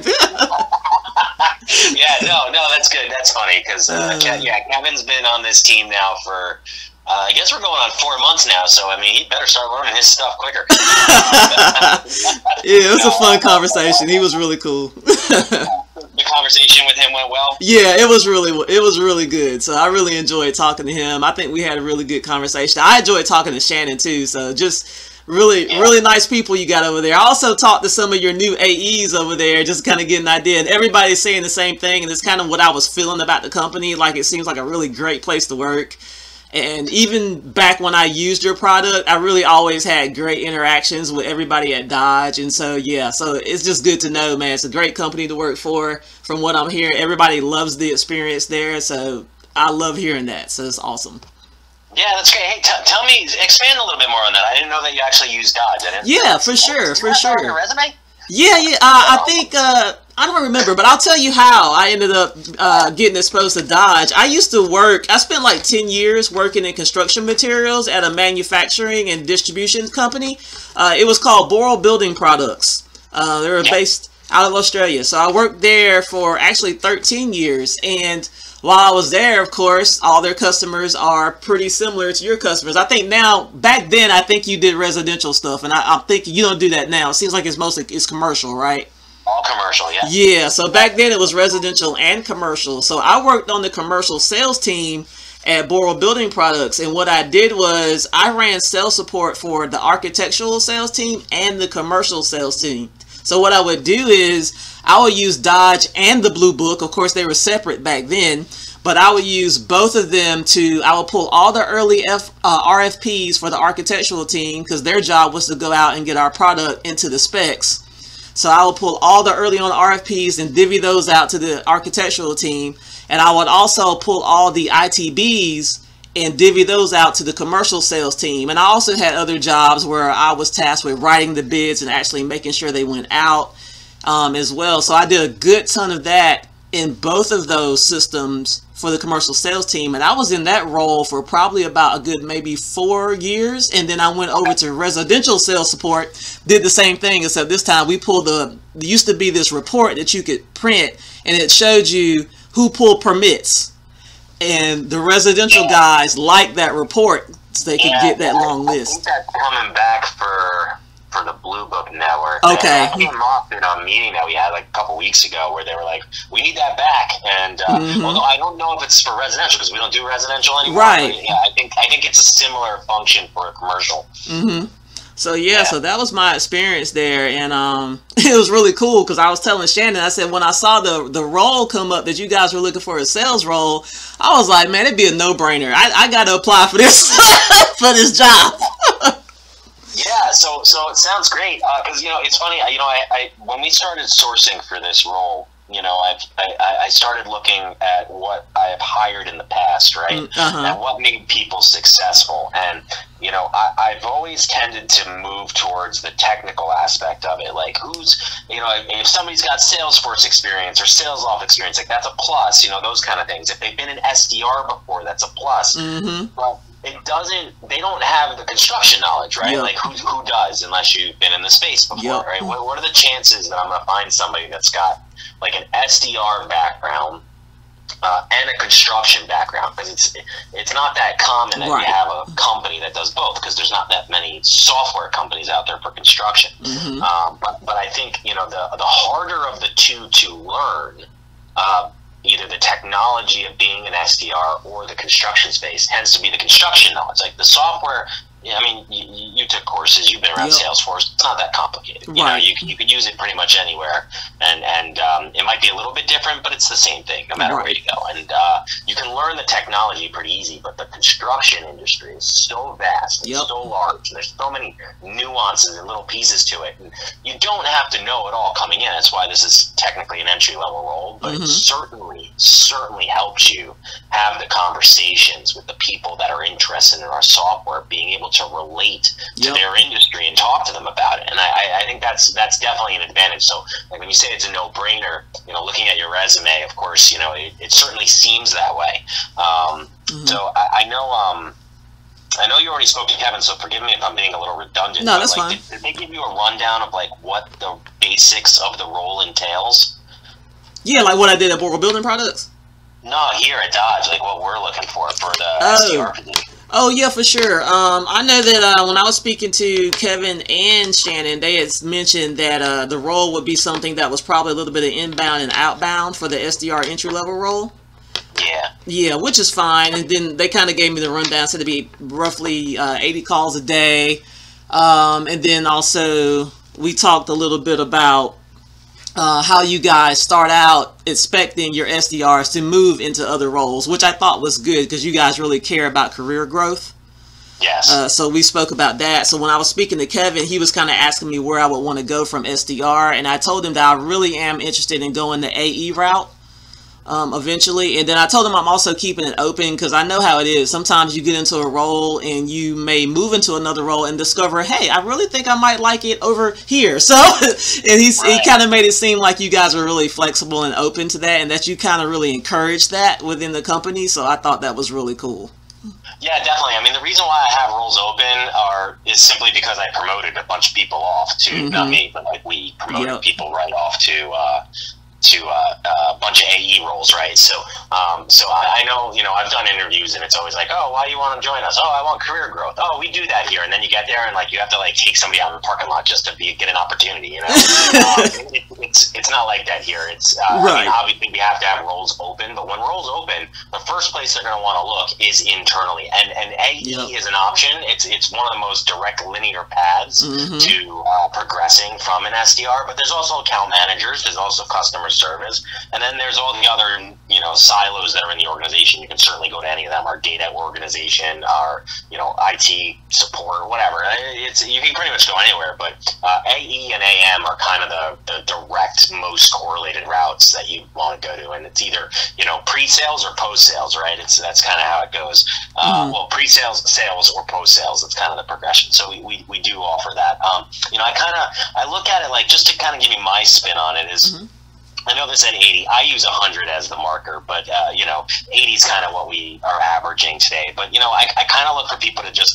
I want to be real about the role. Like, it is it's a very monotonous and tedious role, right? Yep. So it's our prospects are out there clicking around on our website, on yep. Either on Dodge or on the Blue Book Network. They're reading marketing material. They're clicking on Google ads and downloading material and whatnot, right? So all of those come inbound. So they're inbound leads, you know, which most companies would call warm leads, but a lot of them can be considered cold leads too, because as soon as you call somebody and they're like, "Who are you? Why you're calling me?" Even though they just downloaded it, you know, it's like that. That's no different than a cold call. So it's, you know, it's the same thing. But we get thousands of leads a month, and the team is responsible for calling out on all of these leads. So it gets round robin assigned to a rep, an SDR, and then that comes into Salesforce, gets pushed into SalesLoft, and then the rep is responsible for calling it or emailing it or texting it or going out on social media, like doing whatever it takes pretty much, short of knocking on their door to try to get them to just pick up the damn phone and have a conversation. Right.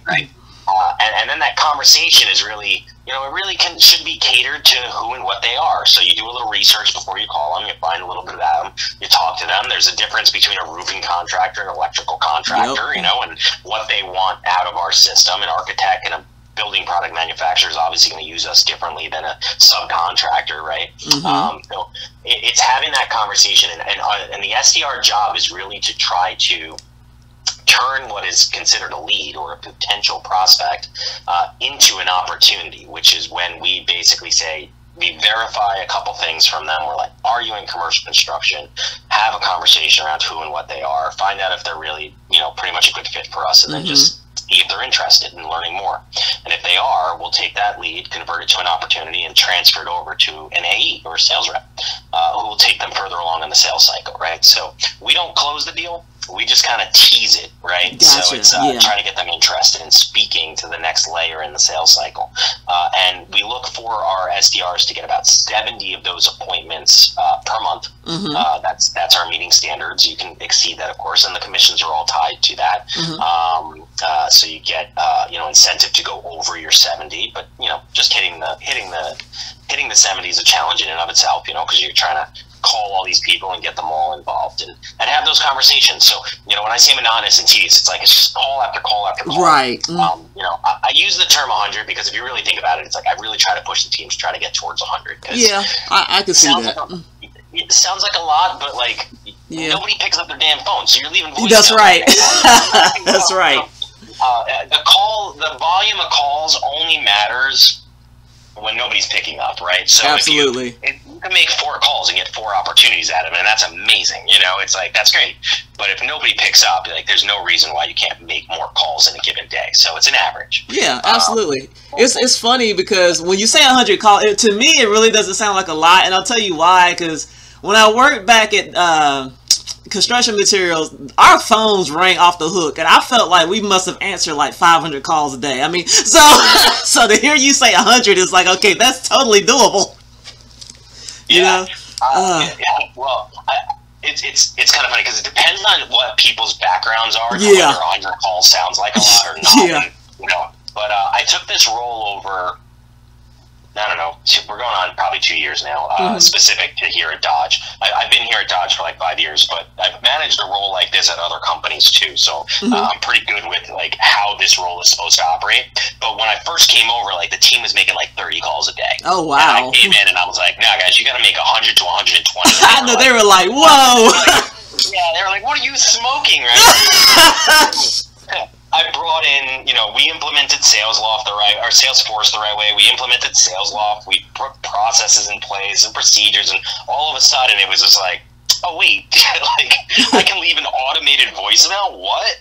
Yeah, we can do all this, you know. So it's really not that complicated. But when I think about the reps that do really well and the reps that struggle, besides knowledge and experience, it's like, what is within their control and within their factor? What can they do? They can't control when people pick up the phone or don't pick up the phone, but they can control the volume of the calls by which they make. And the more calls they make, the more, it's just numbers, the more chances they have of somebody picking up the phone, right? You're never going to get an opportunity if you don't call them. Exactly. Like, you can't talk to somebody if you don't call them, or email them or whatever, right? So yeah, it's just, it is a numbers game, and the people that do really well tend to really push the dials on a given day. So you know, I'm a numbers guy. You know, I'm always like, come on guys, we need to get more calls. There you go. Like, I don't want to make any more calls. Come on guys, like, it's your job. It's like, come on, one more call. Exactly. So like the days, like you could tell when somebody's like a little burnt, right? And they're only making like 30 or 40 calls. It's like, what is going on, right? So I got to reach out to them. How you doing? What's going on? Right? That type of thing. So walk me through, you know, just in a general day of like, you know, your past experiences, those days that like really burn you out, right? Everybody gets burnt. You know, I realize like the generic answer is, you know, I just brush it off. I'm good with rejection. Everybody will tell me that. But there are those days where you just feel like, man, I just don't want to do this. What is it that gets you back into the mindset that says, I'm going to do this? Usually what I end up doing, especially like if I'm at work and you're having one of those days where everybody's just getting on your nerves, you know, so you just kind of take a breather. What I used to do is I used to walk out of my office because we worked at a distribution yard. I go outside and I walk the yard for about 15 minutes.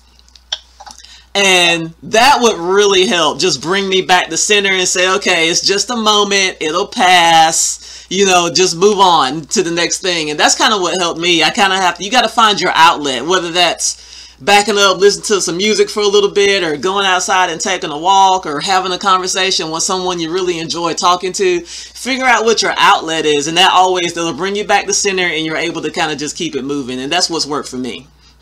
Yeah, it's important. Have you been working remote at all during this time, or have you been mostly like on site? I've been mostly on site.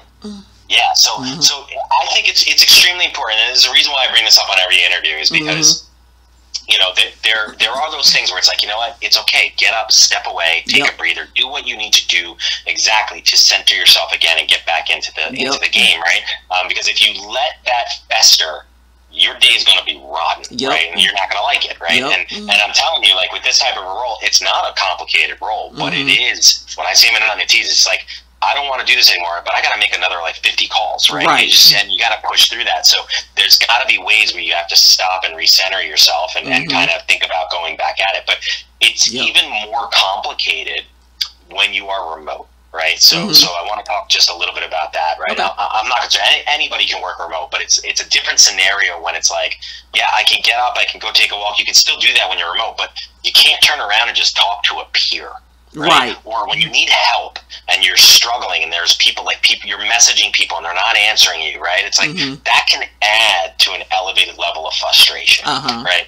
And panic sometimes. Like you got a guy on the phone and you're waiting to do something. You need help, and oh my god, who do I turn to? You can't just put him on hold. Get up and go get a manager or right. Or whatever. Like, yeah. So what are your thoughts about working in a remote environment? Like what do you think that, you know? Obviously, there's always going to be benefits. What do you think your challenges might be? I think most of my challenges are probably going to be just what you said. You know, when you're working in the office environment, like you said, you are used to turning around and being like, hey, you know, they said such and such. What do I need to say to them? You know, and so you got to get used to not having that person there. So it's almost like you kind of, I call it pre-gaming, where you kind of work through your mind, okay, what could be some of the possible challenges I could, you know, face, and how do I need to work through those? You know, you know what I mean? I don't want to think about it for the first time when I'm on the phone and somebody's throwing something at me and I'm like, you know, I really don't know how to answer that. So I look at it like as a game. You got to be a good sport about it. You know, you just got to accept that you don't know what you don't know. You're going to have some times where you're going to feel a little silly. It's okay. It's par for the course. And the more experience I get, I know eventually that will fade away and I won't have those issues anymore. So for me, it's just like, get through it, understand the first 60, 90 days might suck, but it's not forever, you know? So. Yeah, it's definitely a transition. Yeah. While I throw those challenges at you just to think about, like, there's always ways to overcome them. So, like, when you Teams, which obviously isn't working for me when I don't have internet, which is actually back on there. But like we have a team that sits in a team chat, and there's questions firing off, and they're all day long. Yeah. Everybody's in there, and there's always veterans that are there to answer questions. And you know, sure, certainly you can always tell a customer, I'm not sure, prospect, I'm not sure, I'll call you back, and then call up a peer and get some of those answers. There's always somebody you can call and talk to. We have the chat that I for some of the veterans that have been around, I'm like, they hate the chat because it's constantly going. People are always talking about things in there. It doesn't have to be about work. It's just chatter. Right. And the veterans, my grumpy old veterans, they're all like, I want to turn that channel off. I was like, no, you got to keep it in there. That's because funny. if they ask questions, you got to be able to answer it. But you got to imagine it's just like the water cooler talk, right? Like people that used to just turn around in the middle of a bay and be like, how was your weekend? You can't do that in a remote environment. So that's what the chat is for. So people bond and kind of mesh over a chat function, you know, and it works. That's how people kind of get through the day. Absolutely. Yeah, I like that. I like that. We do a little bit of that with the Course Careers, the technology school that I just graduated from. They have a Discord set up just for the students. And I hop in there a lot and chat because I like helping the other students that are trying to figure out stuff. And so it's kind of the same thing where I kind of have it open on my phone and I'll get a bing and there'll be a student, they'll be asking a question about something. And it's nice to be able to look, oh, okay, I know the answer to that. Let me help them out right quick. So yeah, so that seems like that's kind of what you guys kind of have set up too. That's exactly what it is. It's no different than a Discord server. It's just Microsoft's version of it. Very cool. Yeah, they're really good there. So talk to me about like, you know, the scenarios where you're working on a team and you kind of run into those problems where like some people might be kind of pissing you off, you know, and like you gotta kind of work with them, you know, those kind of scenarios. You know, you ever run across any of those? Yeah, I've had some of that, especially because one of my last roles was I did management, and so you kind of get used to having to deal with so many different types of people. And what I found is a lot of times, sometimes people may annoy you and they may not even realize that what they're doing annoys you, you know? So it's like, let's just have a conversation. Just do it with love, do it with care. Don't be a butthole about it, but just have conversations. Keep the lines of communication open. I mean, if you're supposed to be a team, so you should be able to talk to each other. I believe in communicating, being like, hey, you know, maybe you should do it this way. Have you ever thought about doing it this way or whatever it is? If you could talk through it, a lot of times you could squash a lot of that stuff. Yeah, I agree. Oftentimes I'll use a phrase that's so cliche. In sales, everything's cliche, but you know, I've been in sales long enough that like I feel like everything out of my mouth is cliche now. But it's you know, it's not what you say; it's how you say it, right? And that stuff matters, especially in remote environments, because sometimes you're not talking to people, you're typing to people, right? And things can be miscommunicated very easily through context, right? But I bring it up, like our team environment is really, really, really great, and there's very little room for any kind of angst, but occasionally it happens, right? Imagine you're talking to you've been calling a prospect for like a month, and you're working it really hard, doing everything you're supposed to do, and then your peer comes along, another lead comes in for that same prospect, and they don't do the right thing by looking to see if you were calling it, and they call it, and of course, naturally, that person's going to pick up and be like, oh my god, why haven't you guys called me? I've been waiting for you. I want a demo, right? And they get that opportunity, which is going to really, really frustrate you, right? And that stuff does happen. It's not frequent, but it happens. And occasionally a couple of reps will come to me, oh, she stole my opportunity, or he stole my opportunity. It's like, guys, come on, like, you know, I understand it. It's a really kind of crappy situation. We can get through it. Like, let's just talk about it. You know, we can, you know, if it continues to happen, and I'll deal with it. It'll be a performance issue. I'll let people know. I'll coach. I'll train. I'll try to fix the situation. But like, really, like, it's not as big of a deal as what people make it. So, exactly. So I just try to set that stuff up front, because people can, you know, freak out about things like that. Exactly. So. How do you typically handle that? Is there a situation where you do a split commission, or do you just try to hash it out best way possible? Yeah, it's not the greatest situation. So unfortunately, I used to do split commissions as of last month and earlier, but this month and going forward, I actually can't anymore. So we've changed the process because we implemented a new commission, which is just a much easier commission structure than anything we've done before. So I'm super excited about it. But in this scenario, the opportunity has to be created by the person who's going to get credit, and if the prospect was already handled and dealt with and an opportunity is already created, I can't backtrack that. So that person is going to get the payment of their commission for that opportunity, even though they probably shouldn't, right? So you might come to me and be like, you know, Kevin stole my op, and I'll be like, oh wow, Kevin actually did steal your op. That really sucks, right? And unfortunately, I have to tell you, like, I'm really sorry, like, Kevin is going to wind up getting credit for that opportunity as far as the commissions go. I will make sure you get credit for that opportunity as far as performance goes, however, because that I can do. It's just a number on an Excel spreadsheet that I track your number, right? But then I'm going to go back to Kevin and be like, dude, what are you doing? Like, let me coach you, let me teach you, blah, blah, blah. And he should learn from that. And if he doesn't, then that becomes a performance issue for him. And that actually may wind up being write-ups and all that other stuff if I had to go down that road. I don't think I would, though. I think most people don't do it maliciously. It's just they need to learn. They make a mistake. But so it's kind of like one of those things where it's like, I'm really sorry, you're probably getting screwed on this point. I'm going to go slap his hand right now, and if he continues to do it, we're going to address it, though. Gotcha. But it shouldn't happen frequently.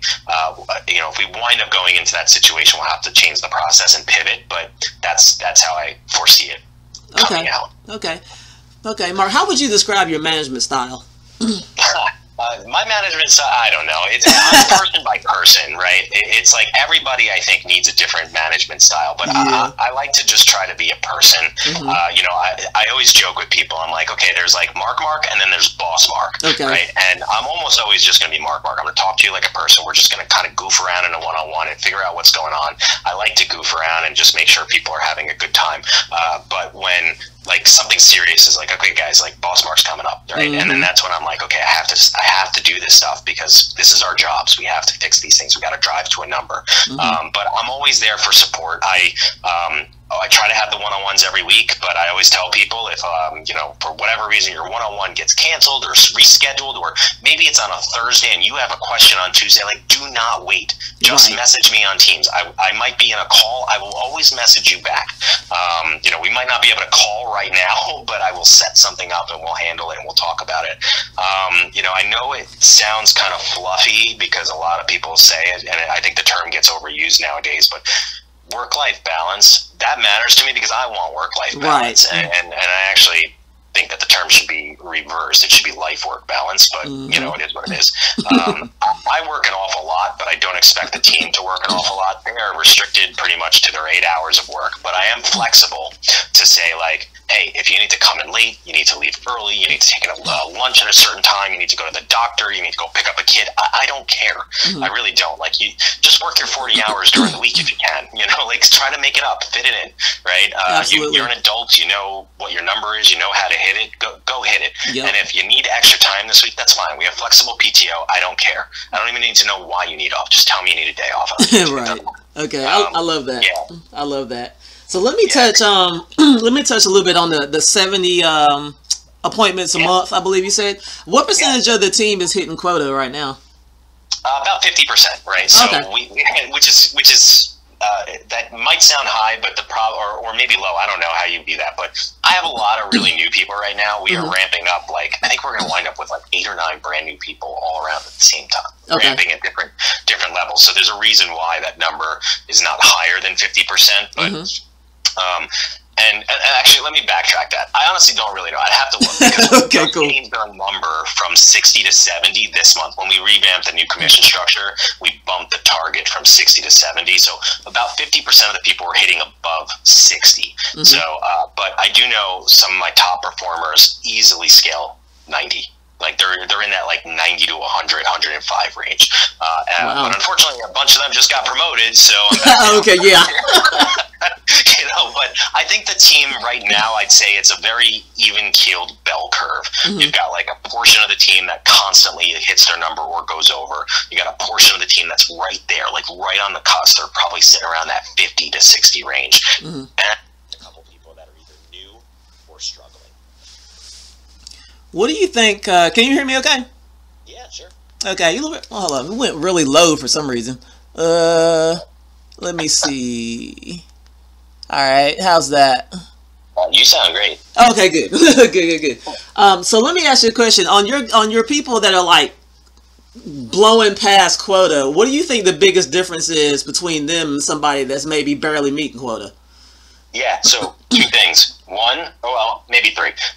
One is they make the damn calls. Like they don't care. They will just call, right? They don't care about the different lead sources that come in, right? You can imagine somebody that's sitting on our website that is literally clicking a button that says like, I want a demo, right? That comes to you. That's a hot lead. It's going to convert pretty well, right? But then we have other leads where like there's somebody maybe just reading an article and they're like, hey, this is like really interesting stuff about construction, but I'm not necessarily interested in buying Dodge, right? Right. And so that's like 2 different lead sources. One came from the website, one came from like an article online, right? A really good rep will just call both of them and they won't care. which one they're calling, right? They'll prioritize, because I prioritize it for you, saying call the website one first, but they will make sure they get through both leads and they will treat them equally.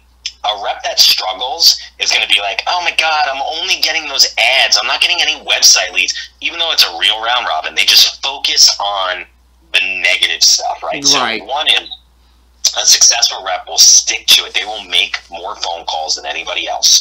They will focus on making sure that the prospect gets taken care of, instead of focusing on all the negative stuff, like, oh my God, look how many bad leads I have. There's no such thing as a bad lead. Right. You're lucky you get leads. That's why we're here. If you didn't get leads, you won't have a job. You know? So there's, you know, I do have some people that struggle, that it's like, it feels like it's never their fault. It's always something else. But the top performers are getting the same leads, the same opportunity. It's all round robin, you know, and I could prove all that to these reps that sometimes struggle. And I'm like, but the time that you spend focusing on these lower leads, instead of either focusing on how to handle them better or what you can do better, and listen to my coaching and try different things, or spend some time with the people that are doing really well, just get back on the phones, right? And so there's an element to the mental fortitude of saying, like, I can control what I can control, and that means either more phone calls or more education and knowledge, right? Like, there are people that are hungry to say, I think I'm struggling in this area, so I'm going to go seek out an answer, versus the ones that just make their phone calls the same, right? So I mentioned you before that, like, you might get on the phone call with a building product manufacturer, and your next call is a roofing general contractor. And if your call sounds the same, you're doing yourself a disservice. You should cater your call differently to each. And some of the reps that struggle, like, their calls are very generic. The ones that succeed are the ones that turn our software into a conversation about the prospect. Absolutely. Okay. Good deal.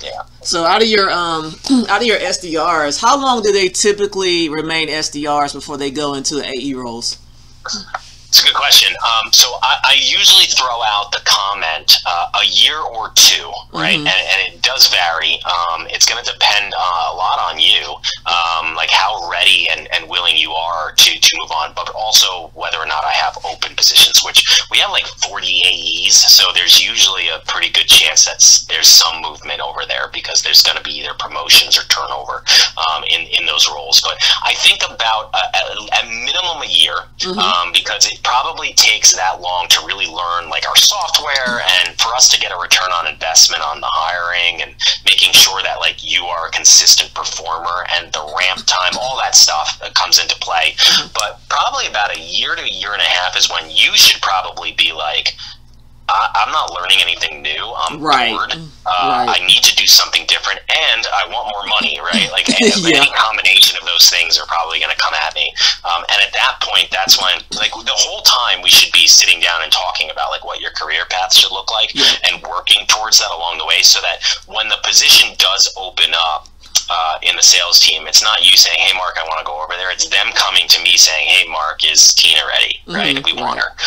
And that happens. So, like, out of the 3 people that just got promoted off my team, one of them was here for just about a year. I think it was actually a year on the money. And then another one was actually only here for about 8 months, so it was under a year. But then there was another one that's been here for 2 years, and he had expressed interest about a year ago, but he was struggling, so we spent a lot more time with him, and he turned it around, and all of a sudden it was like, hey, when's he ready? So you know, it does vary by individual, but about a year, maybe 2. Okay, that sounds about what I was expecting. So yeah, that's pretty cool. Let's see here. I'm trying to see if I had any other questions for you. The only other question I got is, so what would be next steps here? Like, I'm here, I've talked to everybody. You're all absolutely amazing, by the way. So what would be the next steps from here? Next steps really is just for every Friday, which we had ours earlier today. So, but every Friday, usually Kevin, me, and Shannon get together, and we just kind of digest over all the interviews that we've had earlier this week. So I know I've got a couple interviews set up for Monday and Tuesday of next week. So we'll probably meet again on Wednesday and have that conversation with Shannon. And, then usually Shannon follows up with the next steps with the candidates to say, hey, this is something like we might want to bring you in for another interview or meet somebody new or provide you an offer or whatever, So the next steps usually come from Shannon. Usually probably about 3 or 4 days later is usually when you'd probably hear back from her. Okay, so is there anything like in my background or anything that we talked about today that would give you any hesitation about moving me forward? No, it's a great question. I love it. Closing on a call, on a sales call, I love it. I thought it was a really great conversation. I know Kevin had a really great conversation with you. He already messaged me before we spoke. Okay. Your background's really solid. It totally fits what I'm looking for in the role, so I appreciate it. Awesome. Thank you.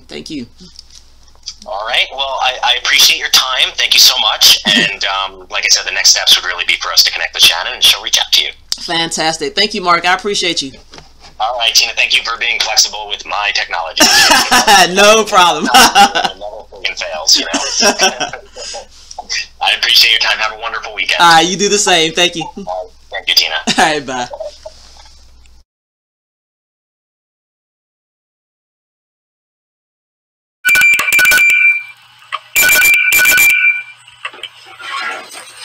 Hey, Shannon.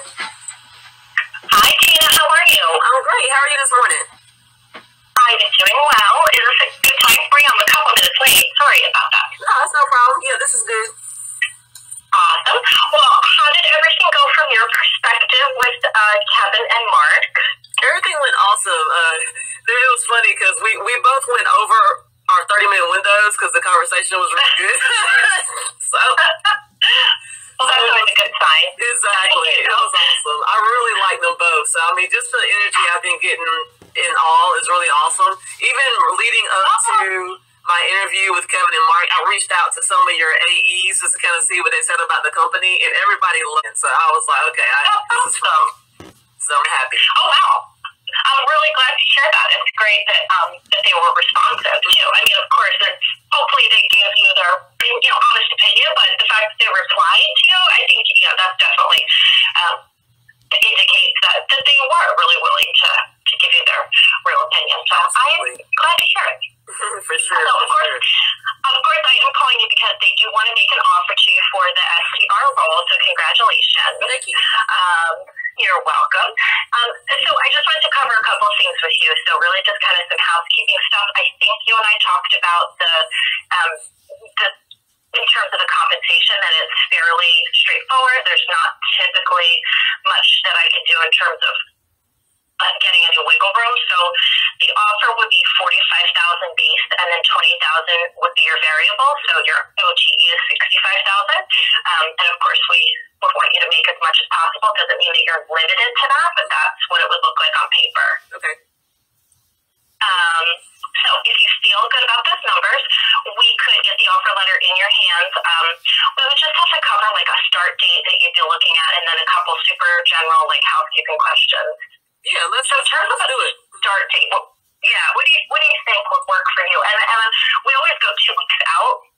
So for me, I think realistically, the 15th is the earliest start date that makes the most sense. 5/15. Yeah, that's what I think. Mark mentioned that. He said say 5/15. Okay. So yeah, that would work for me. Perfect. Now, in terms of your address, could you give me your home and the zip code? 561 Stone. And then can you just remind me, this is not, it's certainly not required to have a bachelor's, but do you have your bachelor's degree, or what's your highest level of education? Yes, I have a master's. You have a master's. I knew when I didn't look at your resume, but I knew when I was asking you that you did for sure. So that's why, because I was remembering that you told me you had your master's. The only reason I ask is when they do background checks, so once you sign, it's kind of an abbreviated background check. They're really just checking some references, and then your past employment, things like that. And they do also check education. And we've hired people with GEDs. It's just a matter of them knowing what to look for. So that's what you've said is your highest level of education, so that's what they'll look for. You'd be surprised. Sometimes people, like, they graduated high school, like, 30 years ago, and we're literally asking them for, like, their diploma, and they're like, I don't have that. Right. It's like, oh, my God. Yeah, you can't blame people, like, but it's funny because they do kind of go through that. So there is another person on my team, Christy. Once you sign the offer letter, she will reach out to you about all of that stuff. She takes care of the back end of that, like, operationally. Okay. And then once the background's clear, she'll work with IT to get a ticket put in and get you, like, an onboarding ticket for your computer to get set up and sent out to you, etc. Okay. Well, I should also confirm. Is your legal name Tina? Your first full name? Yep, it is. Hampton Smith. Exactly. I did need to know that. It's so funny because when I tell people my name is Tina, they're like, no, it's short for something. I know it is. I'm like, no, it's just Tina. Yes, and I've definitely met people who are Tina, that is not short. My grandmother's name is Kay, K-A-Y, which is a very, an old, 1930s or 40s name. And people said the same thing hard. They're like, no, it's like Catherine or Christine. It's K, K-A-Y. It's not the letter K, K-A-Y. Right. That's funny. So, okay, cool. So then I will get some things done on my end. I will get the offer letter over to my boss, Rebecca, and once it comes, I prepare it for her to sign it, and then it will hit your inbox. So it's going to come to your email that I've been, I am Tina Hampton, talking with you, communicating with you on, and it'll come through a DocuSign, so just keep an eye out for that by the end of the day. If you don't see it, maybe just check spam or junk, but you've probably had DocuSign before, but if not, sometimes it'll go to spam or junk folder. Okay, I'll definitely check. But yeah, I would say at the end of the day, like 5 or 6, if you haven't gotten it, check spam or junk, because I don't know what Becky's schedule looks like today, and she has to sign it. But I'm going to go ahead and prepare it now and send it over to her. I'll ping Mark and Kevin and let them know that we talked. And if you have any questions at any point during the process, any questions at the offer, just let me know. I will. Thank you so much, Shannon. I'm so excited. Oh, of course. You're welcome, Tina. I'm excited too. You've been one of the most positive, friendly, and energetic, and also resourceful candidates. And I know Kevin and Mark noticed that you had shared that post that I put about another job. And like those things go a long way because it really says that you are going to be able to locate your prospects and reach out to them too. Awesome. Everyone's excited. Thank you. Of course. And I just thought of something. Did they talk to you about a start time by any chance? Like a day, when you would start during the day? No, they didn't. I'm going to ping Kevin because I think he doesn't have anyone starting at 8 a.m. Okay. And I don't know if that's too early for you. No, I didn't even realize. I think I kind of assumed it was like maybe 8 to 5 or 9 to 5, so I didn't really think of that. So yeah, I was expecting like 8 a.m. anyway, so if that's cool, I'm okay with that. Yeah, and the thing is, like, we don't typically discuss it necessarily, and that's not going to be any offer letter or anything. Certainly, that's just, your schedule is always, that's something that could be flexible, of course, and obviously you might need to do things, and they'll just put that on your calendar, and you're not available at that time, that's okay. But I remember specifically them mentioning that they've got a lot of people starting at 9, and so certainly, especially in the construction industry, people, like, they start at 6, 7 a.m. So I think that if you were willing to start at 8 and do, like, 8 to 5, or whatever that means, take an hour lunch, whatever that looks like, Kevin, and you can run through that. But I'll let him know that you could be open to starting at 8 as kind of your general schedule and see if that's helpful for him. Okay, yeah, that'll be awesome. I'm cool with that. Perfect. Well, you are just a breeze. Thank you. No problem. Thank you. Of course. Well, if you have any questions, like I said, just let me know, Tina. Have a great rest of the day. Okay, you do the same. Thanks. Take care. You too. Bye. Bye. So there you have it, folks. Those were the 3 rounds of interviews that your girl tech job Tina went through to break into tech. That was pretty lengthy, huh? Every one of those interviews was scheduled for a 30-minute window. You'll probably notice that the interviews went past the 30-minute window. It's always a good sign if you go past time. That means things are flowing good, the conversation is good. Now, if you're scheduled for a 30-minute window and that joker on the last 10 minutes, that's not a good sign. So I'm just going to put that out there for you. But anyway, comment below what you guys thought about those 3 rounds of interviews. Tech Job Tina signing out. Peace.